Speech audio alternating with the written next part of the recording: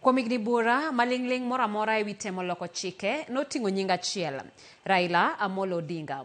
Kowuok e ng'anyo mag Sabasaba, twak e kar romo maduong' mar Bomas, kata nyaka e od yalo buche maduong' Supreme. Duond Raila nochung' ne kelo lokruok e pacho ka. Ei ling' thi mar piny, sani tok tho mar moluor Raila Odinga, piny Kenya chako ng'ulo weche mag keto lokruok e katiba ma penjo ka koro penjo maduong' en ni bende Kenya ni kod nyalo mar loko katiba mar higa 2010 maonge Raila. Dwe mar aboro higa mar 2010, kinde mar oganda nochokore alap ma Uhuru Park e bedo joneno ka piny ne rwako chike manyien. The seal has been affixed and it is presented to His Excellency the President. Gikone chike manyien nonyuol. Loch tok higni buora mag kedo. Ranyisi mar tich matek ma Raila kod joma moko noketo e yudo Kenya manyien. Higni 15 bang'e, ka piny Kenya ywago wuon demokrasia Raila Odinga. Penjo manie chuny ji en ni bende Kenya nyalo biro yudo kata temo yudo lokruok machielo kokalo e ombulu mar paro maonge Raila. The Raila dream is a yes and no in terms with his departure. I think the only challenge that a lot of people have, including myself, is that Raila actually did not recruit a successor. I think for any leadership anywhere in the world, you must always recruit a successor. And that's part of the reason why Raila will still be celebrated, people will still look up to him. Raila Amolo Odinga wefuok maduong' kabisa. Sana sana ne jogo mano kao sigingi maduong' mar kedo ne ratiro mar oganda, to gi sirikal modhi kare, to gi weche mag demokrasia.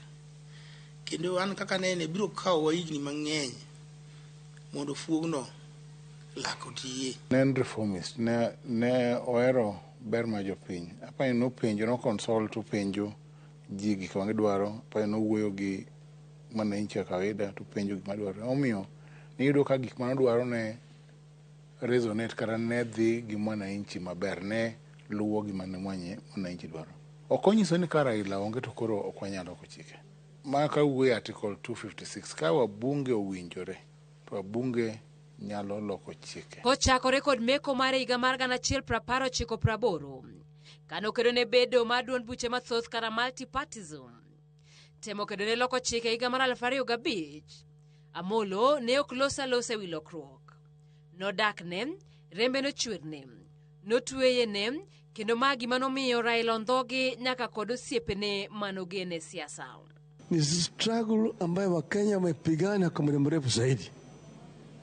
Kuna wengine ambaye wamekufa katika hii. Mimi nimeona watu wengi, marafiki wetu ambao wamekufa kwa hii struggle. Nimekaa na watu mpeleka mahakama, pale wakitoka mahakama wamechapatiwa hukumu ya kifo. Wanakuja wanapiga mimi kwa heri. Lakini haji mimi naenda salimu watu wangu. Salimu wa Kenya, mimi nakufa, lakini mimi nakufa kwa niaba ya Wakenya.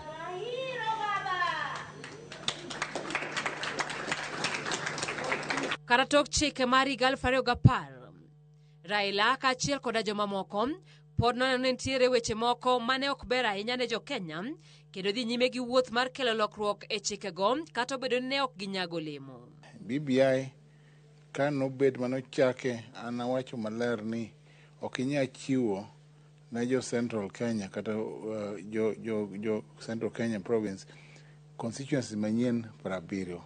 King'iyo kuonde moko tido ko yudo achiel, ariyo, adek and the rest. Macha was a bad framework. Nogore piny kane jo yale court nikech ne en gima nochaki malo. We invoked Article 257 of the Constitution, the popular initiative. And yeah, we drove it, and I truly believed in it. When I went to Kenyans about Punguza Mizigo, I mean, Kenyans even supported it. I mean, we were receiving as little as 10 bob, 20 shillings, 30, 50 bob from Kenyans. So I think if you pick an issue that resonates with the hearts of Kenyans, pricks the conscience of a nation. Bende nyalo bedo ni jo Kenya nogeno ahinya kuom Raila, gimomiyo onge lokruok moro amora mane nyalo kadho manyinge onge. Nitie josiasa mabeyo mang'iyo interest mar piny, to nitie josiasa mang'iyo igi. To mane kama Raila Amolo Odinga stood out, nong'iyo the interest of the people, nong'iyo ber mar japiny, emomiyo koro no ji ohere. Mbi miwachono bro mana wuok ka oneno kaka jasiasa tiyo. Uhuru Kenyatta and Raila, and that's part of the reason I will never forgive them, both Uhuru and Raila, because they actually fought Punguza Mizigo. I remember meeting with Jacom here, and I mean, of course, after having some fermented grapes, I was very unhappy with it.